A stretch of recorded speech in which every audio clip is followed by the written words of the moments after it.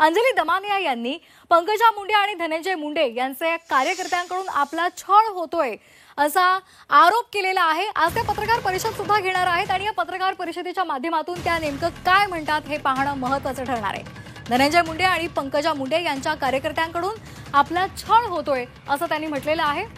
आज त्या पत्रकार परिषद सुद्धा घेणार आहेत, त्यामुळे या पत्रकार परिषदेमध्ये त्या काय आणखी खुलासा करतात हे पाहणं महत्त्वाचं असेल।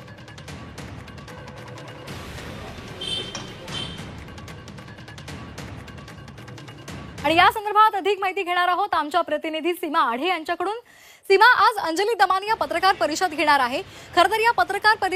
परिषदेकडे सर्वांच्या नजरा यासाठी लागल्यात कारण त्यांनी पंकजा मुंडे आणि धनंजय मुंडे यांच्या कार्यकर्त्यांकडून आपला छळ होतोय असा आरोप केलेला आहे। कुठल्या पद्धतीचे आरोप त्या करणार आहेत किंवा कुठल्या पद्धतीचे पुरावे सुद्धा त्या सादर करणार आहेत, काय या संदर्भातली अधिक माहिती आहे? नक्कीच श्वेता, आपल्याला माहिती आहे की बीडमध्ये सरपंच संतोष देशमुख यांच्या हत्येनंतर बीडमध्ये जी गुन्हेगारी समोर आलेली होती त्याच्या विरोधात सामाजिक कार्यकर्त्या अंजली दमानिया यांनी आवाज उठवला आणि त्या ठिकाणी म्हणजे बीडमध्ये जाऊन सर्वसामान्य जनतेची त्यांनी भेट घेतलेली होती, स्थानिक लोकांची त्यांनी भेट घेतलेली होती आणि तिथे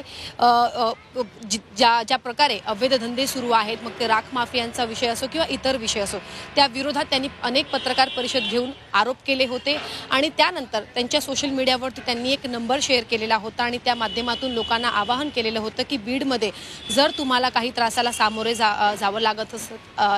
लागत असेल तर मला या नंबरवरती तुम्ही कॉन्टॅक्ट करा, मी तुम्हाला न्याय मिळवून देईल, अशा प्रकारे त्यांनी लोकांना आवाहन केलेलं होतं आणि त्यांनी स्वतःचा एक नंबर ट्विटरवरती शेअर केलेला होता। आता त्याच नंबरवरून पंकजा मुंडे असतील किंवा मग मंत्री धनंजय मुंडे असतील यांचे कार्यकर्ते त्यांचा छळ करत आहेत आणि अनेक फोन कॉल्स आणि मेसेज त्यांना करत असल्याची माहिती मिळत आहे आणि त्याच्या विरोधात आज त्या पत्रकार परिषद घेणार आहेत आणि जनतेला किंवा मग सरकारला असेल, गृहमंत्र्यांना असेल, याबाबतची ते माहिती देणार आहेत। प्रत्येक मिनिटाला त्यांना फोन कॉल येत असल्याची माहिती मिळत आहे आणि प्रत्येक मिनिटाला त्यांना या कार्यकर्त्यांकडून मेसेज केला जातोय आणि या मेसेजमध्ये अगदी खालच्या पातळीची भाषा जी आहे ती वापरली जाते आणि त्यामुळे माझा कुठेतरी छळ केला जातोय असं त्यांनी आज म्हटलेलं आहे आणि या संदर्भातच आज पत्रकार परिषदेमध्ये त्या बोलणार आहेत आणि नक्की हे कार्यकर्ते कोण आहेत या संदर्भात त्या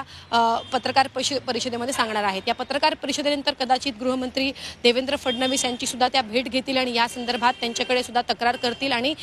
ज्या कार्यकर्त्यांकडून त्यांना फोन कॉल्स आणि मेसेज येत आहेत त्यांच्या विरोधात कारवाई करा अशी त्या मागणी सुद्धा करू शकतात आणि गृहमंत्र्यांना ते आज भेट सुद्धा घेऊ शकतात। खरं तर आपण जर बघितलं तर बीडमध्ये सरपंच संतोष देशमुख यांच्या हत्येनंतर सत्ताधारी पक्षातले जे आमदार आहेत ते आक्रमक आहेत, विरोधक आक्रमक आहेत, त्यातल्या त्यात सामाजिक कार्यकर्त्या अंजली दमानिया सुद्धा मैदानात उतरलेल्या होत्या आणि पीडित कुटुंबियाला न्याय मिळवून देण्यासाठी त्या लढत होत्या। त्याचसोबत बीडमध्ये जे गुन्हे अजून होत आहेत किंवा सर्वसामान्य जनता ज्या पुढे येऊन वाल्मिक कराड असेल किंवा मग इतर जे कार्यकर्ते आहेत त्यांच्या विरोधात बोलू शकत नाही, अशा लोकांना त्या नेमकं काय पुरावे देतात, सादर करतात, कुणाला निवेदन देणार आहेत, या संदर्भातली काय माहिती देतात हे पाहणं महत्त्वाचं ठरणार आहे। धन्यवाद सीमा, आपण दिलेल्या या सविस्तर माहितीसाठी।